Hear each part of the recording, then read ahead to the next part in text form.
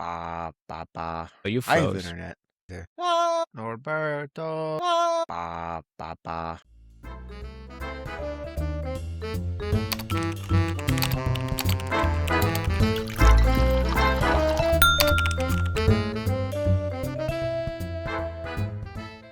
Hello, everybody, and welcome back to another episode of Novels and Nightcaps, the podcast where we read, we drink, and we ramble. My name is Gabe, And I'm Nor. and today we're getting lost in the halls and praising some statues in Susanna Clarke's Piranesi. As always, we'll give our general spoiler-free thoughts on the book, and for the first 15 minutes or so before we actually get into a deep dive with spoilers for the remainder of the episode. But before we get started, as always, Nor, what are you drinking? I got myself a bottle of white wine, so that is what I'm drinking today. It is the cheapest I could find, because we are on a budget.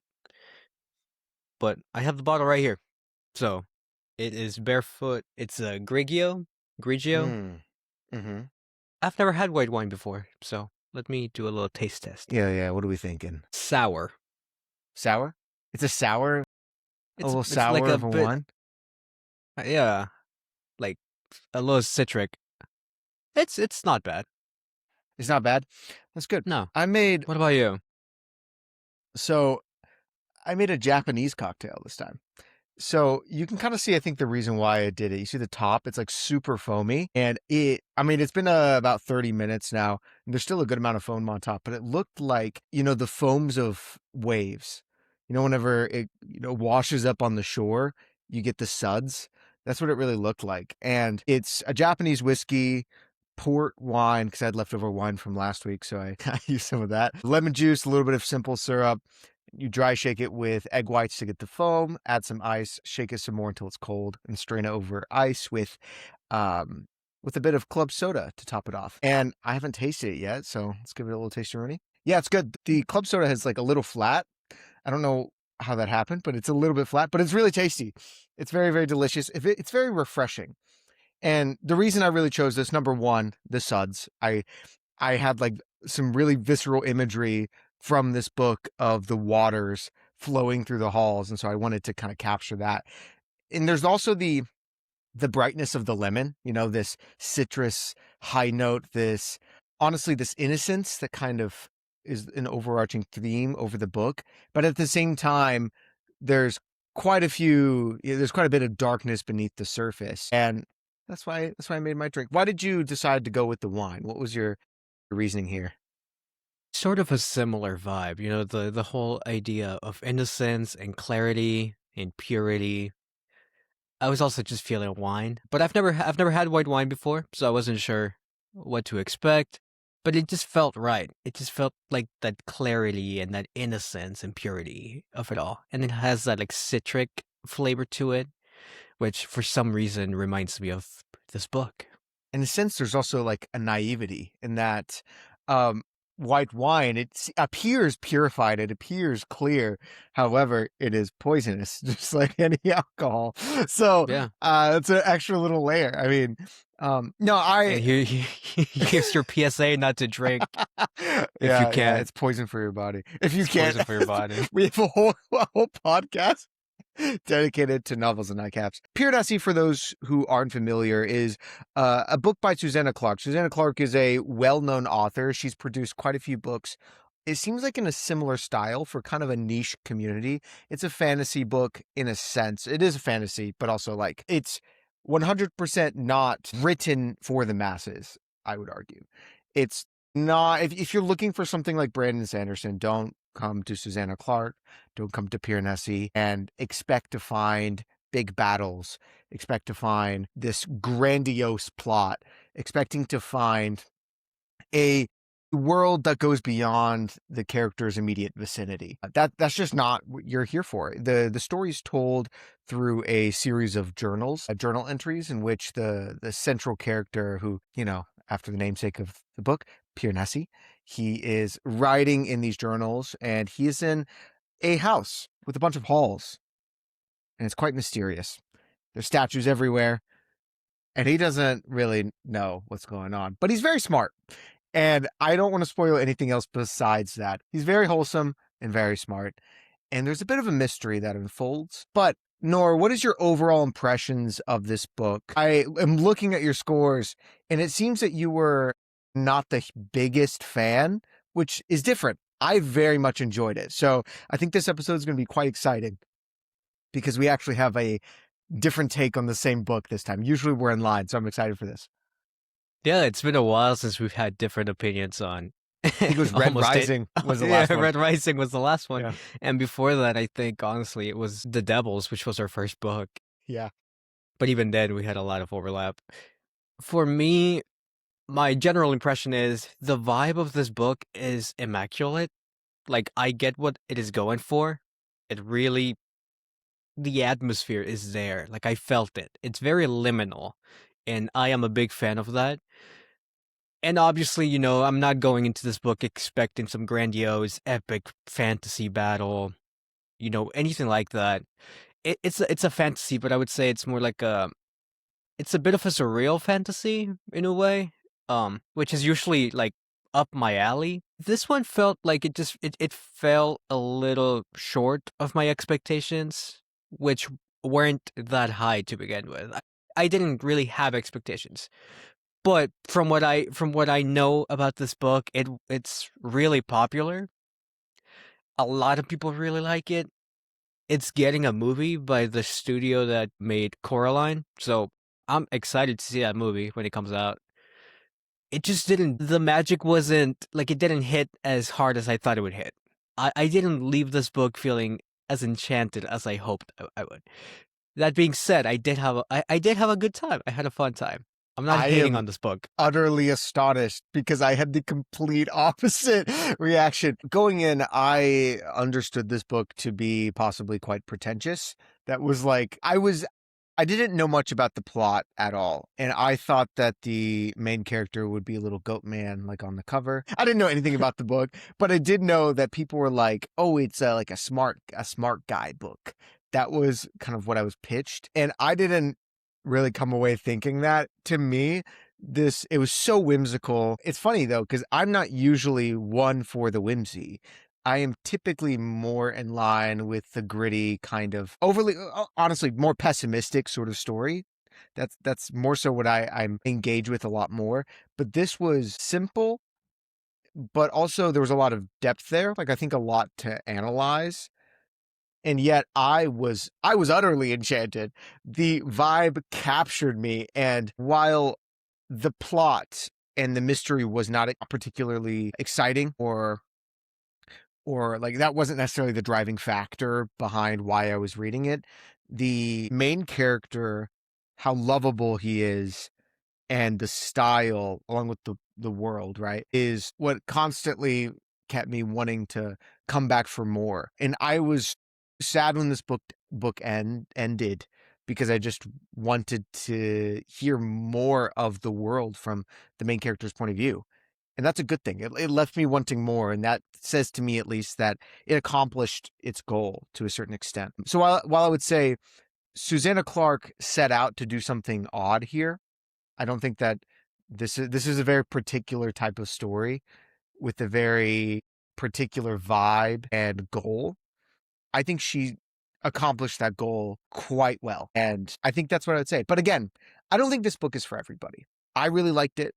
I think that if you are wanting something that has action, just in general, like if you're not okay with musings and just generally sitting around and thinking and feeling like you're chatting with a really weird person, then you're probably not going to like it. But I really enjoyed it, and I thoroughly. It's not very long. I think that's a key point here. It wasn't very long, so I didn't think it overstayed its welcome. I think if it was another 200 pages, I would have probably like nosedived. I think it would have really, really suffered from basically every page. But I thought it was perfectly paced. Yeah, it really is a small book. It took me about 3 days of reading to get through it, but that's because I would only sit and read for like an hour at a time. So really, it only took me like 3 hours to get through it, which isn't a lot. It's a really quick read. It's a wonderful read. It's really whimsical, and once again, like the liminal aspect of the world really got to me, and the way the character sees the world, I thought was really refreshing. But I mean, I do have my issues with it, as I'm sure we'll talk about once we actually get into spoilers. I want to talk about spoilers. I want to get Yeah. into it. All right, I let's get feel like into it. I feel like by this time, you know whether or not this book is for you. It's pretty lighthearted, I think. I don't know, it feels lighthearted. I never felt very emotionally um aggravated, I think is the I don't know the correct word there. I was never really emotionally pulled in, but I don't think I was supposed to. So, yeah, I think it's a good book. I think that you should check it out if it sounds like something that would interest you.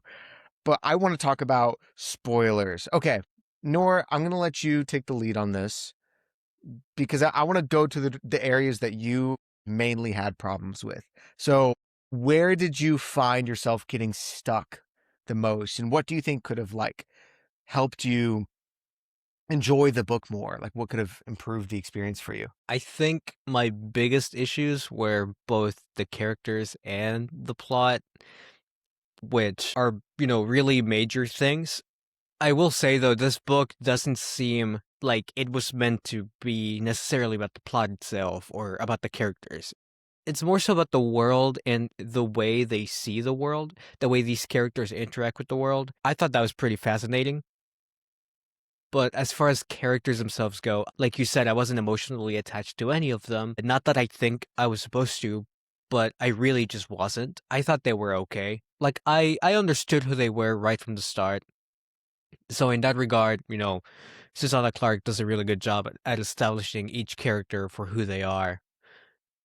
But I wasn't particularly interested in any of them, except for Piranesi. As far as the plot goes, a lot of people praised the plot twist, and to me, there wasn't a plot twist. Yeah, I was about to say, what was the plot twist? What was the Yeah, so the plot twist is the whole unraveling of reality, that this is a different world, and that the real world is somewhere out there, and that That's not a plot Piranesi, twist, right? Was kidnapped. And to me, That was not a plot twist at all. I felt like that was so obvious. like that That's was really funny. incredibly yeah, like that was incredibly obvious. So Yeah. for me, the plot wasn't that interesting. The mystery Yes. I didn't care for. I could see it coming from a mile away. I think Yeah. I'm surprised people are like really praising that aspect of the story, because it Yeah. seems like the least uh polished. Like Yeah. there's a lot of strengths to this book, and I don't think that's one of them. So I would say, yeah, like I gave character a 5 out of 10. I thought they were okay. 5 is average. Like I thought it was okay. Like I enjoyed the characters enough to keep going, but I don't know if I'll keep thinking about them afterward. You know what I mean? Yeah. I think that for me, the relationship between the other and Piranesi. I mean, like I didn't care about any of the other characters. Like that to me wasn't important because there's so few characters to begin with, and Piranesi is essentially the character, and the other, right? The other is also, important role here, and I really, really, really loved getting to have this whole like mad scientist and his sidekick vibe, except the perspective is from the sidekick, and who is readily accepts the role of sidekick quite directly. Yeah, I think character wise, there wasn't much in the realm of character development, but I don't think that was her intention, so I can't really fault her there. But I want to quantify or qualify what I said earlier about not caring about the characters. I didn't emotionally care about the characters in the sense of I knew because of the type of story that she was telling, Piranesi was not in any danger. I never at all felt like all of a sudden he's gonna die and that's the end of the story. That wasn't the story. Like that wasn't the type of story. And so I never was worried about that. To be fair though, like, credit where credit's due on your end. Like when the other died, I was like, all right. Whenever he drowned in the ocean or drowned in the tides, trying to kill Piranesi, like I didn't really feel much, but yeah, I cared deeply though for Piranesi, and it was so troubling. And this kind of ties to plot a little bit. I agree with you. I saw it coming from a mile away. didn't even realize it was supposed to be a plot twist for the reader. I thought it was supposed to be a plot twist for Piranesi. And that's what, to me, was some of the brilliance, was seeing the dramatic irony in the reader being able to put pieces together so much faster than Piranesi because we have so much more context. Like, we know what the real world is. And so whenever he would read something and be like, oh, he must be from the faraway halls. Like, no, obviously he's not. Obviously. But I always felt that the reader was supposed to know that, but Piranesi didn't. And that's some of the brilliance here, is being able to communicate this sort of mystery and communicate like how he sees the world so greatly impacts his ability to gather information and process information. I just thought that was the, and I gave plot a 7.5 out of 10. I didn't think the plot was great. The characters, though, Piranesi in particular, I thought his worldview was just so refreshing and distinct, like a smart person who is innocent. We so often tie intelligence or problem solving capabilities or, organization to being extremely serious or being extremely weathered by the world in a sense. And I just, this type of character I'd never seen before, and I really liked. I think that's a really valid point. And I do think this is why a lot of people are enjoying this book and why they're praising it, because it is refreshing to see a more like optimistic, more empathetic approach to intelligence. Or, like empathy and intelligence are not necessarily opposites. They're not mutually exclusive. They are part of the same. You know, empathy is a type of intelligence. It's emotional intelligence. And so it was really nice to see that in Piranesi. Maybe it's because I have read plenty of like psychology books, and maybe it's because I lean toward the more like optimistic, more whimsical kind of storytelling. I just didn't find it as refreshing or as novel in this book. You know what I mean? Like these were ideas that I had already kind of encountered before, and that is not the fault of this book at all. This is purely subjective on my end. As far as Piranesi goes and piecing the puzzle together, though, I will say I was slightly frustrated at how he wasn't able to piece it together because it felt really obvious. And now that you mention it, yeah, I think largely it has to do with the fact that I am the reader and I have greater context. But at the same time, there were things that were like exclusively related to his world. He just couldn't piece them together, and it kept frustrating me. I was like, dude, this guy's not your friend. But Yeah, I think that was the whole thing for me, at least, was I was like, if there's only one other person who claims to love you and be your friend, like, to what length would you go to say that they are your friend, right? The I think that applies to our real world as well. This sort of reliance, this need to be loved. And if there's literally only one option, I think you would go to any sort of length to try and justify a reason to keep them in a certain light. Not to say it excuses it, because it was obvious. I agree. I would need to go back and read carefully. Like, I think a reread would be beneficial, mostly because I just want to understanding the world already and understanding the true scope of what's going on. Because at the beginning, like, I actually didn't know what was happening. I didn't. I had an inkling, but some of it I just figured out the mystery a lot earlier than obviously Piranesi did. It wasn't a plot twist by the end, but it's not like at the very beginning I knew the entire story. I was very much in the clouds trying to figure out, like, okay, who is this guy? Why doesn't he remember what's going on? Like, okay, yes, his journals date back to the 2000s, so obviously he's forgetting something. That's weird. So that was really satisfying to me, just the actually not knowing the situation and getting to piece it together before him. But I don't know. right, yeah, Like, we're talking about the mystery. I'm not entirely sure when I figure it out. I think like you, I started reading and I wasn't sure what was happening. I reread the chapter a couple of times just to make sure I was understanding what was happening, because there was a lot of talk about hallways and sea and more hallways and statues. But I will say that one of the things I liked about the character and what was the way he interacted with the house, with the world around him. I thought that was beautiful. It kind of stemmed from his naivety, but it was just like this sense of awe towards such an interesting world. Because I was reading, and at least at the beginning, I was very unsettled. I was very scared. It scared me. Yeah. It was very uncomfortable reading about this place. It made me so uncomfortable, like incredibly uncomfortable. It was very liminal, and I love that vibe, but for different reasons. Like I like how much it terrifies me, and we've talked about this before.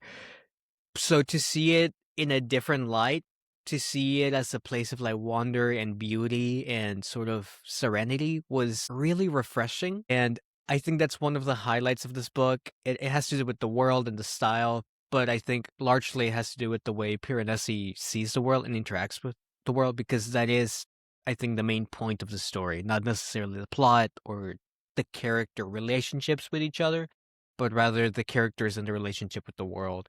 And I do think that is one of the greatest aspects of this book. Because, like I said, I didn't hate this book. I actually really liked it. Yeah. I just thought it was, not. It was fine. Yeah, like I liked it. Yeah. I will just full transparency here.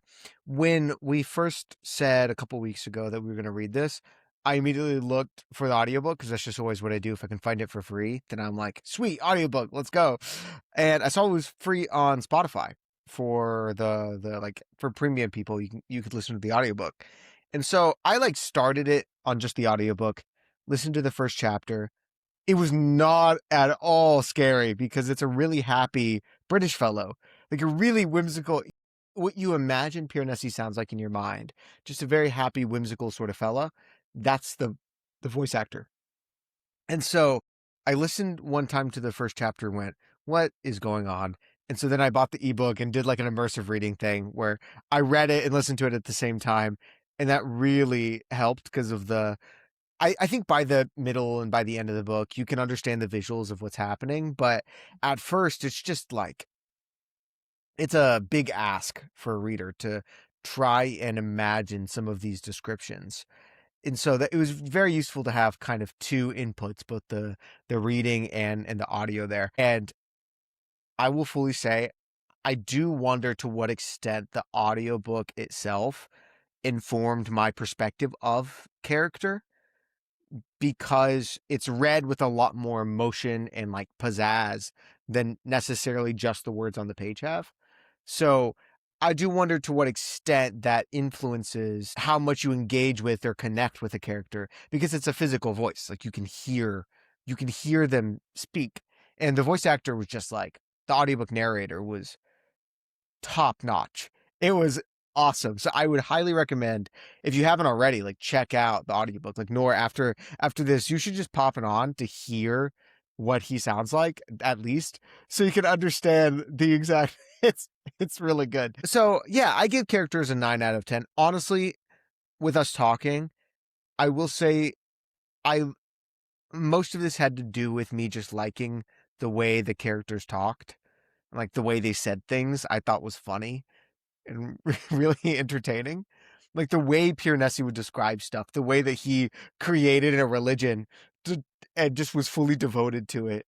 Um, I think it was him talking to somebody. I have this quote where Piranesi was I think he was talking to the other. It was like, the house is, oh, I know which one. May your paths be safe, your floors unbroken, and may the house fill your eyes with beauty. I'm like, this awesome. Like it's just it feels very tongue in cheek, but also very sincere. And I think it's cool. I don't know. I had a smile on my face reading this entire book. It never, at least to me, it never once was, I got to reflect on that actually. I'd like to say it was never scary, but a lot of it felt like I was trying to hide under the blanket a little bit, you know? That's so interesting. Because for me, at least the first two parts were really scary. Not like scary. Like I wasn't Yeah. scared, but the vibe that I thought this was gonna be a more unsettling story. I thought it looked whimsical on the surface, like, as it was pitched to me by Book Talk and Goodreads. I thought, like, "Oh, this is gonna be a really whimsical story, like a fairy tale almost."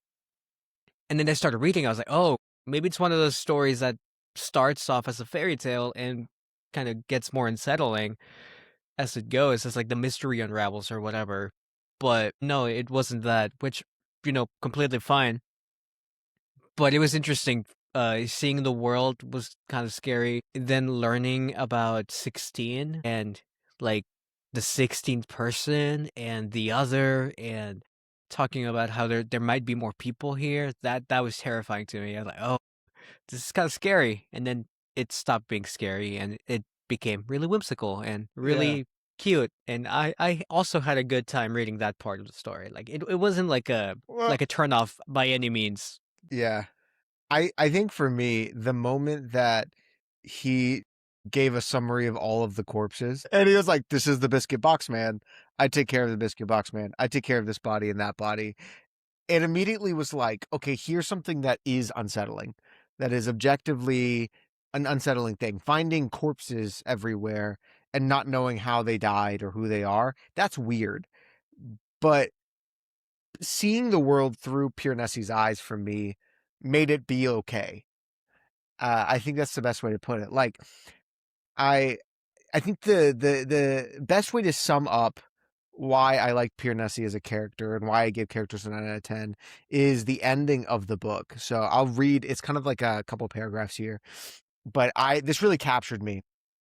I wanted to talk about it a little bit with you because it's definitely vague. But he says, "An old man passed me. He looked sad and tired. He had brown veins on his cheeks and a bristly white beard. And as he screwed up his eyes against the falling snow, I realized I knew him. He is depicted on the northern wall of the 48th Western Hall. He is shown as a king with a little model of a walled city in one hand, while the other hand he raises in blessing. I wanted to seize hold of him and say to him, 'In another world, you are noble and good. I have seen it.' But I hesitated a moment too long, and he disappeared into the crowd. A woman passed me with two children. One of the children had a wooden recorder in his hands. I knew them too. They are depicted in the 27th Southern Hall, a statue of two children laughing, one of them holding a flute. I came out of the park. The city streets rose up around me. There was a hotel with a courtyard with metal tables and chairs for people to sit in, more clement weather. Today, they were snow-strewn and forlorn. A lattice of wire was strung across the courtyard. Paper lanterns were hanging from wires, spheres of vivid orange and blue that blew and trembled in the snow and the thin wind. The sea gray clouds raced across the sky, and the orange lanterns shivered against them. The beauty of the house is immeasurable, its kindness infinite. And like the last line, at least to me, was like, he's able to carry this optimism into the real world. Like the beauty of the house is just earth. Like the house is earth and its kindness is infinite. And I was like, that's a really touching thing because the expectation would be he loses his mind when he leaves. The expectation would be he enters into so many people and is overwhelmed and is done. Like he can't handle it and has to return and retreat back to the halls. But to me at least, I was like, no, that's him. Like that actually is his character. His character is able to find the beauty and able to find the kindness in the world, despite the fact that you see all of like the descriptions, at least, were like, oh, some of these are not great. Some of the descriptions are rough, and yet that's not what he actually sees. I don't know. To me, that just kind of summarizes the complexity of the character in the sense of um, naivety is not the same thing as like naivety is not a vice necessarily. It can be a vice in certain areas, but in others, it can certainly be a virtue. Like I think in friendship, naivety is a good thing. I don't think it's bad to trust. I don't think it's bad to love. And somebody who's a bit more calloused might not have necessarily that capacity as readily available. I don't know. That's my take on Piranesi characters. They're very limited and also very limited both in quantity and quality. But There is I don't know. beauty in the simplicity, and that is one of the strengths of this book. I really like the ending of the book. That line about the beggar or the old man was really beautiful. The way he sees him as a king in this other world, it like instantly reminded me of one of my favorite songs. There's this line that says, and I pulled it up so that I can actually read it accurately. And it says, "We've been dressed as humans, we've been kings and homeless. Still, we're just fragments of a great collide." And it's just that idea that we are all part of the world, and the world that's inseparable from us. And we are all of the human experiences all at once. And I think this book also kind of captured that really well in the sense that the house are all these like ideas and concepts that have sort of been forgotten over time, and it's like the direct manifestation of mankind interacting with the world. It's like abstract ideas kind of coming to life, or I guess not really coming to life, but being like immortalized in like statues and hallways. That part was really refreshing, and I thought that was such a cool concept, and it is one of the reasons why even though the score for this book on my end is really low, I am actually really excited to see this as a movie. I think I'm gonna like the movie a lot more. I can already see myself like being a sucker for this movie, but that ending is really awesome. I thought like you said, it like perfectly encapsulates what the character is and what the story is all about. And usually you get that idea at the beginning of the book, right? You have like a mini scene that captures the rest of the book, and then you get the bigger story. In this case, it's like the opposite. You get the mini version of the book at the end, and it's really impactful. I enjoyed that. Yeah, I love the statues. The statues were cool. The descriptions of the statues and the simultaneous like emptiness of them, but also how it filled the space, I guess. It made you not feel alone. It made you feel like something else was there, somebody else was there, even though at the same time it was a statue. Like, uh, one of my favorite lines in the book, one of my favorite, I don't have it quoted here, but it's whenever he sits down, I think he's like going to read one of his, one of the journals, like he does in a lot of the book. And he sits in front of the gorilla and he's like, "Gorilla, give me your strength."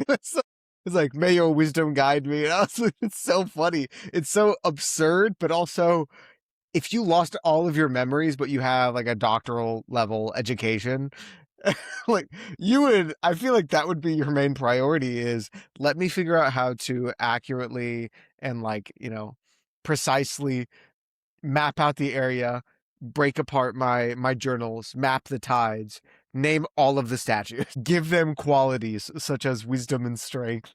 I just was like, that's so ridiculous. It's so funny. Yeah, but I will say impact for me was also pretty low. I give that a 7.5 out of 10. It didn't particular like I think I'll from here on out, I will remember this book, but not because of the way it made me question things necessarily. I'm sure there's a level of depth that I'm not grasping. I'm positive, right? This author is known for like this sort of literary fantasy sort of quality, but I enjoyed it, but it didn't hit particularly deep. I don't know what was your take on the impact of the book? I I think I'm trying to figure out how to say this without sounding like a really grouchy old man. Be a grouchy Because I old really man. didn't hate this book. I liked it. I liked it. But your scores are so high compared to mine that it just makes me look like I hated this book. But I will say, Okay. I will fully admit I saw this as like catabasis if it were good. That's what in my head. A little bit of like if academics went the wrong path and did something evil, like did something wrong, but like told well. Sorry, catabasis for those who like RF Kwong. I apologize. I hated the book. see, I like I this. also hated that book. But as far as plot goes, no, actually, no, I can't even say that. It was a pretty bad book. I think as far as the relationship between like the mentor and the sidekick or like the apprentice was done better in Catabasis. But I also think that was the point of Hmm. Catabasis, not the point of this book at all. What I was gonna say is I think impact for me was also really low. It was a 5 out of 10. I resonate with the message, but it's a message that I've already interacted with in like plenty of times before. It wasn't like particularly unique or refreshing in the way it kind of like ultimately came to the conclusion. Like for me, the ending was beautiful and it spoke wonders to the characters, but I feel like a lot of people really like this book, or a lot of the people that really liked this book liked it because this was among their first like interactions with this kind of like lesson or this kind of theme. Whereas for me, I had already seen it before, and I have seen it done better in different stories in a way. But I thought I resonate with the message. I really liked the ending. It didn't floor me. I don't see myself revisiting this book. I'm glad I read it, but I'm kind of done with it after this episode. Okay, I have to ask though. I'm seeing both your style and world scores, and I'm a little like stunned. Can you explain your score for style? The prose in here was excellent. This was some excellent prose. Like it was really good. What do you mean you gave it a 7 out of 10, Nor? What do you mean? What? Every other sentence is hall, vestibule, and that one really long name, Adamaras. It's like every other sentence is hall, vestibule, water, Yeah. seaweed, the other, Yeah. 16, the other, hall, vestibule. I thought it really worked because listen, it's the character like that because it's speaking through the character's point of view, right? So obviously the character speaks this very specific way, and I respected the dedication to it. It wasn't, but there's so many brilliant descriptions of things, and I will 100% like agree that there are repetitive descriptions because it is literally an endless house of halls. Like, how do you not get any sort of repetitive descriptions? Yet I was still enamored by what was going on and the way in which it was described and the way in which everything was processed. So I don't know. Maybe I'm crazy for that. Let us know down in the comments below. Do you think that Susanna Clarke is awful at writing? Do you think she's a piece of Mind trash, or do you, you think that mind she's you. really good? Whoa, So those are the whoa, only whoa, two whoa. options. Nor hates Susanna Clarke, or do you think that it's good? You, Let us know down below. mind you, I gave it a 7 out of 10. It's mid. No, 5 out of 10 is mid. 7 out of 10 is great. 7 out of 10 is mid for me. 10, That's my 10 out of mid. 10 is That's my mid score. crazy. Like, I am actually shocked that you're giving this a 10 out of 10. That is not crazy. We've read, That is we've not read crazy so at many all. books. Yeah. This is the first time you've given something a 10 out of 10. No. I've Well, given other things a 10 out of 10. This is the first time well, I've given Watchmen, style a yeah, 10 yeah. out of 10. Yeah, I give Watchmen full 10. See, But I Watchmen, think the this is the first style for time. Watchmen, I think is a 10 out of 10. This, Well, yeah, because it's literally art. Like, it's the visual style. no, the writing. This one, though, like, there were times where, yeah, I agree. The writing, well, yeah, the Watchmen was great. Okay, that's a different story, though. That's a different story. I really liked the prose here. I was really, really attracted to the prose in the way that it sat on the page, and just in general, the flow of the story, the pacing, the mechanism by which it was told, I thought was really effective. It communicated what it was trying to communicate, and I never got bored of it. Like, yes, of course, it said vestibule in this hall and that hall, but that's the point. The point is for the reader to feel like, wow, there's just an endless number of halls. Yet for Piranesi, that's his life. Like, that's as simple as saying, oh, you're on 7th Street, right? And I just thought to me, the repetitiveness of the style at times contributed to the strength of the world. But Aside from, I don't know. aside I just really from, liked it. aside from the repetitiveness, I do agree with everything you said. I also agree with that last sentence, though. Like, it definitely does capture the world. And I did like it. I thought the vibe was immaculate, like I've said. I thought the pros did a really great job at doing that. I thought it was really effective. I don't think it was like a 10 out of 10. That's my main thing. Like you Yeah, know, yeah, yeah. but You give it a 7. yeah, Yeah, I I hate got it. it. I guess I hate it. 7 out of 10. You hate Susanna Clarke. You hate her as a person. It's a personal failing of hers. I understand. I understand. No, I really did like it though. I was a huge fan. I I don't know. Maybe it's just like the way British people talk and think. It's just like funny to me. It is funny. But I was like, this is very British, and I'm really digging it. It felt very like I just really enjoyed it. Oh my gosh, like one of the, it's just ah. Okay, we should talk about World though. Wait, when did you figure out this book was British? From It's an important question. the vestibule. The word vestibule is Good, like good. Yeah, not yeah. Okay, I'm like. glad we're on the same Can I be page. so for real? Can I be so for real? I had to look up what vestibule meant. I went, I'll just be so straight up. I was like, yeah, I gather, but like, do I really gather? Because of how much it is used in the book, I went, I need to have a very solid definition of exactly what this means. Like, I definitely looked it up because there was a few words. It's not even that it was a particularly like the diction wasn't out of this world. It was just words that are not in my typical vocabulary that I needed to make sure I actually understood because how frequent they were. But was that the same for you? Was it It was the vestibule? exact same. I also looked it up. I was like, I'm pretty sure I know what this means. Yes. I was like, I promise I'm educated. I just don't. I don't know. Oh, Like I know the word antechamber better than all vestibule. right, yeah. I just looked it up again to be like, okay, vestibule, antechamber, anteroom, or an airlock entry. Okay, that's not the same. Or foyer. We use foyer in English, and like American English, real A real English, oh God's ooh. English. Yeah.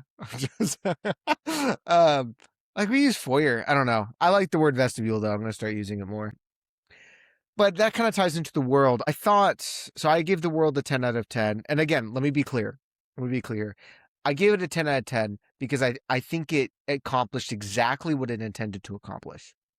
That to be very clear. I think that the scale, it's not attempting a scale like Lord of the Rings. It's not. It's not trying to create Middle Earth. And so I'm not going to judge it as if it is. And so for me, I was judging it based off of what it was trying to do. It was trying to be a little vague. It was trying to be like, you don't have all the answers, but there's this whimsicalness. I really think a lot of this has to do with, I just haven't interacted with this type of story very much. And you have. And so some of these concepts are very novel for me, and it was very much flooring. And I think she accomplished what she was setting out to do. And I might just be underread in the genre, and maybe there are other authors who accomplish it far better. No, I think that's a really good. Like, I is think that's a this? really good point. I think a big flaw, at least in my ratings, always has to do with like background knowledge, like prior experiences. Yeah. For sure, I think if this had been my first like interaction with this genre, I would have also been floored. And I genuinely do think that is why a lot of people are liking this book. Because this book is like book talk famous. I think a lot of the people that are reading it right now are people that have not read a book like this before. But I have. And so for me, it was done well, but it wasn't done like as great as everybody seems to think it is. Or as it might be, and I'm just the outlier here. But that's that's why we talk about books. But Yeah. It was a bit like a fever dream in a kind of like good way. yeah. like, there was a lot going on. I mean, not a lot going on, but a lot going on.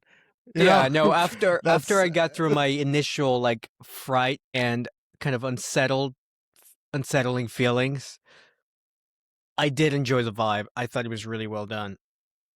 I love the liminality of it all. I love the way Piranesi kind of treats this world with reverence and wonder and naivety. And like you said, I think it was really unique and clever the way he describes things that are like so obvious to us, but not so obvious to him because he has no knowledge of that because he has already forgotten about most of his past life.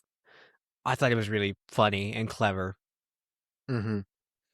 What's really funny? I didn't realize this, but Susanna Clarke didn't intend for this book to be so short. She got sick and so was like housebound for a while and didn't have the energy to write a longer book. So she had to be more concise and like write a shorter book. But I just think that's funny because I think that one of the biggest strengths of this novel is that it is short, is that it doesn't overstay its welcome, that it is concise and so descriptive within its confines. Because I really think I would have hated this if it was 500 pages. Like it would have been way too, especially 500 pages without any meaningful change or development. If it's what it is, but an extra hundreds of pages, it just wouldn't work. And so I think that's kind of funny how it works like that, how like personal constraints in your everyday life accidentally force you to make something, I think, of a significantly higher quality than it otherwise would have been. But okay, I have a question. Did the whole ancient knowledge go anywhere? Was that did I just miss that? That's one Like of my that that's whole actually one of my criticisms of this book is that it doesn't talk about it nearly as much as I thought it would. I thought that was the most interesting part of the book, and they don't go anywhere with it.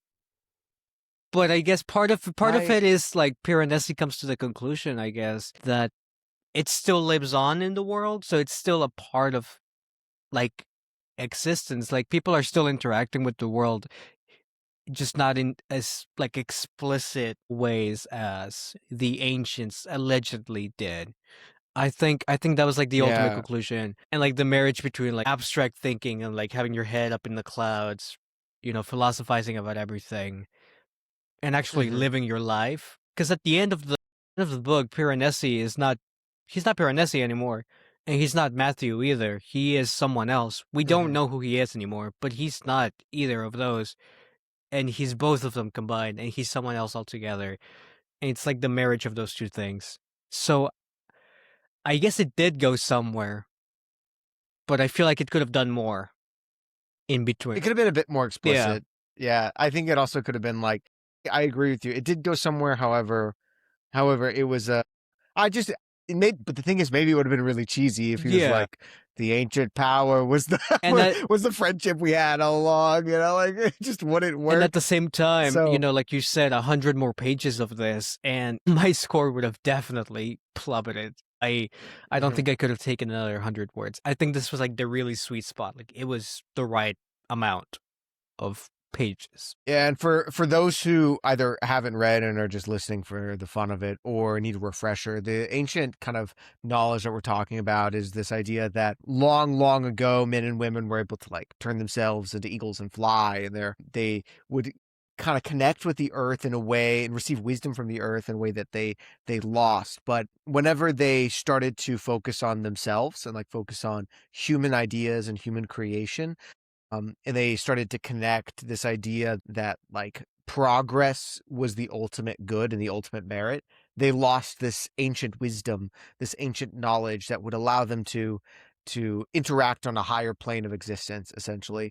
And so I like it's an interesting idea that I think is would have been really fascinating to dive deeper with. I also just would have liked I also just like clear explanations. Maybe that's the Brandon Sanderson sort of like training I've had in fantasy by this point of everything has to have an actual reason or clear cause and effect. But like I don't really fully grasp what's going on with the house. As in there's like a ritual. I know that people would do like witchcraft rituals or whatever to access the house.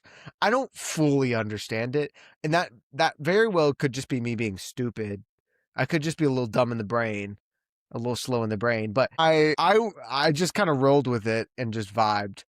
But there wasn't a clear explanation, right? It wasn't super clear. Like, I understand it's like, oh, here's another pocket dimension, another thing, but I don't know. Yeah, they explain some of it, but not all of it. Not enough for you to piece everything together. Like, how do they enter the house? Like the idea is that they think about a place that at least the first person that did it thought about a thought about the time where he first lost like his connection to the world, whatever that means. And then everybody else was inferior to him, like, they were not as smart as him as he was, so they had to resort to a ritual. I think that's what I took away from I it. do think it is an interesting thought. Like, I mean, I'm definitely giving this more credit than it probably actually deserves, but like, it is interesting to think of a house, like an actual house with semi-modern architecture and such. It must have been created when the first guy imagined it. Like, there's no way it existed for thousands of years, or else it must have looked different. Because I think it's kind of funny to connect this idea that progress is good, progress is a merit, yet also progress is what informed the architecture and the design of the house and the halls that, like, eventually make up this grand house. The grand house. I mean, I don't know. That's reading probably too much into it, but still, I kept thinking about that when I was reading. I'm like, if there is this ancient wisdom, it's not here because this is like a Yeah, house, like, like a normal. It's a normal house, but it's like a Greek architectural like, if this house was created, it must have been created during, like, ancient Greece, not before then, so then how ancient is it yeah, really? It's ancient, but it's not, like, primordial. yeah, that's true. But in the world sense, funnily enough, my favorite parts of the world is the world that Piranesi created for himself. The idea that this is one of his lines where he says, "It is my belief that the world, or if you will, the house, since the two are for all practical purposes identical, wishes an inhabitant for itself to be a witness to its beauty and the recipient of its mercies." I was like, that's awesome. Like, that's so. It says, if I leave, then the house will have no inhabitant, and how will I bear the thought of it being empty? It's like, he created his own mythology just by the nature of, like, being present, being the only one really present. And I really enjoyed just the development of the mythos and how he created the world. The world that I gave a 10 out of 10 is the one that Piranesi made, to be clear. Not I don't really care necessarily as much about the whole, like, here's the scholars who found this and they're like, I don't care as much about that aspect of it. It's more so the house itself and the lore within it. But what was your problems with the world? You gave it a 7 out of 10. You hated it. So what did you hate about it? I think we already talked about it. I wish we had explored the way, like, the ancient wisdom kinda plays a role into it. Yeah. Okay. That was, Yeah. like, the only shortcoming, and that's the main qualifier here. It's like a shortcoming. Like, I thought it was great. I thought the vibes were immaculate. I'm a sucker for this type of world. I just felt like there was something beneath the surface that we never quite explored nearly as much as I would have hoped. And so for me, that's where it Dang. kind of fell short. You got me there though. On the ancient mystery thing. I did wish we got more. It's not a 10 out of 10. It's like a 9 Uh, out of 10. Dang. So you hate it. You got me. I hate it. That's utter trash. No, I would have given it. Yeah, I do agree that that is an actual shortcoming, and I would have liked to see that more. And I wouldn't give it. I still would give the style a 10 out of 10. I did not mind the repetitiveness. I thought it was awesome, and it didn't bother me at all. I love the style. 10 out of 10 for that. But the world, you're right. It does deserve a little knockback on that. Yeah, I. It was a short and sweet book. It was a short and sweet. I had a great time, despite what my Yeah, score says. a great time. For the 3 hours that I spent with this book, spread across 2 weeks, I did enjoy it. Yeah. But I wasn't. Dang. I, wa- I read but a I little wasn't. I bit wasn't. every night is what I I did. think the main thing is that for me, I wasn't thinking about this book when I put it down. Like, I started reading it Mm. as soon as we finished the previous episode, Between Two Fires. So 2 weeks ago for us, I started reading it right away. I read it for an hour. Then I didn't touch it for a week. And I was okay with that. Life happened. I got busy with some stuff, some personal stuff. But even then, I wasn't, like, itching to get back into the book, even though I had read, like, a good chunk of it. And then I got back into it, and I did enjoy it. And I paused for a couple days, and I was okay without it. And then I picked it up again. And I enjoyed my time while I was reading it, but I didn't think too much about it after. And so for me, my overall score is a 5.9 out of 10. Oh no! Yeah, no, I give it a higher score, an 8.88. 8.9, if you will. I liked it. I liked it a lot. And I really do think, though, that this book is not for everyone.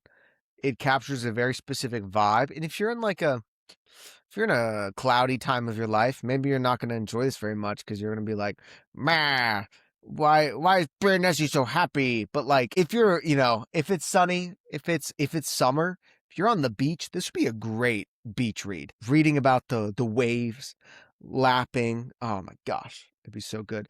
But granted, if you're at this point in the podcast, you should probably have already read it. So, not that that's going to help you a whole lot. But I give it an 8.88. And let's get into our subjective rating. I see yours. I'm slightly offended, but I'll let you give it anyways. I'm giving it the ebook status because that's how I read it, and I am satisfied with that. I don't need it taking up space. Now I know what you're thinking, and if you're watching this, you can see Catabasis on my shelf. I hated Catabasis. As soon as I get a different book, I'm putting that down. I'm putting it away. But for now, it's still up there because I feel weird throwing it away. But anyway, Yeah, I mean, I didn't go crazy with it. I gave it a yeah. paperback.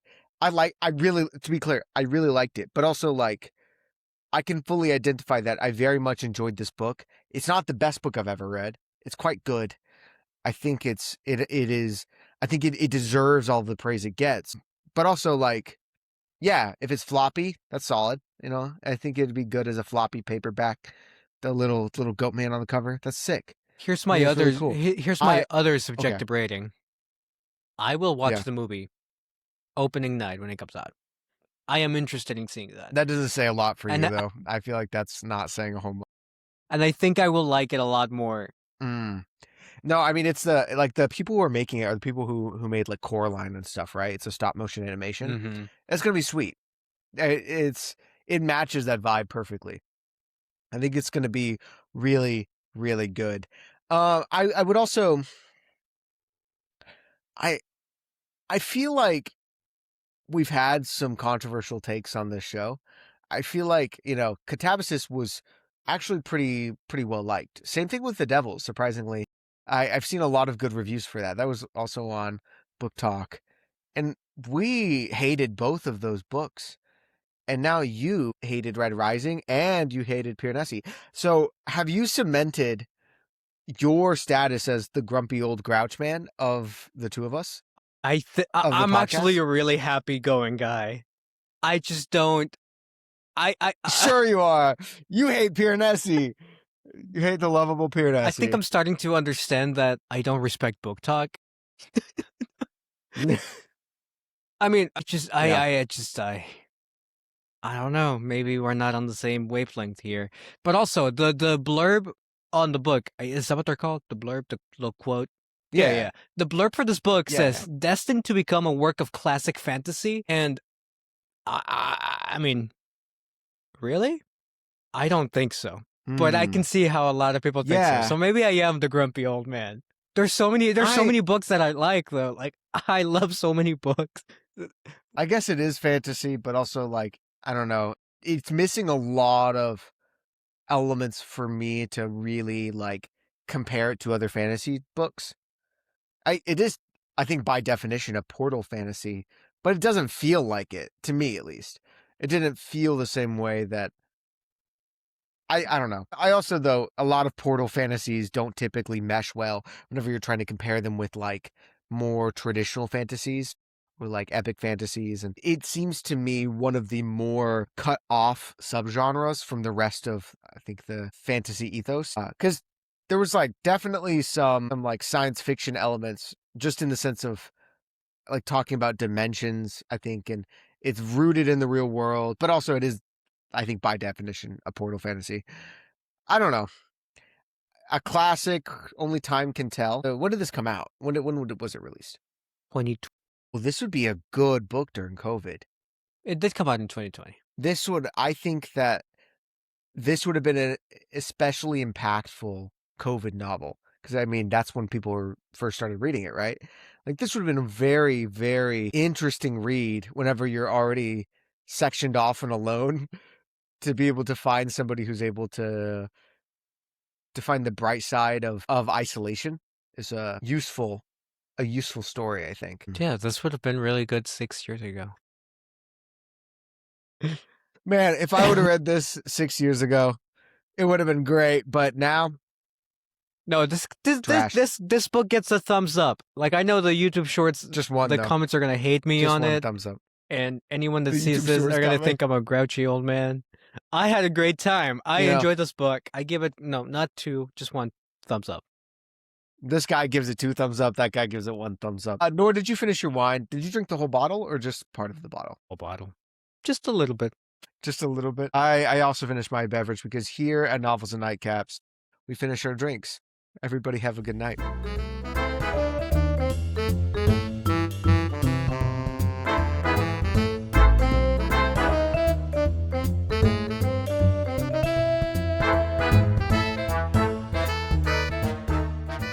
I shall keep recording.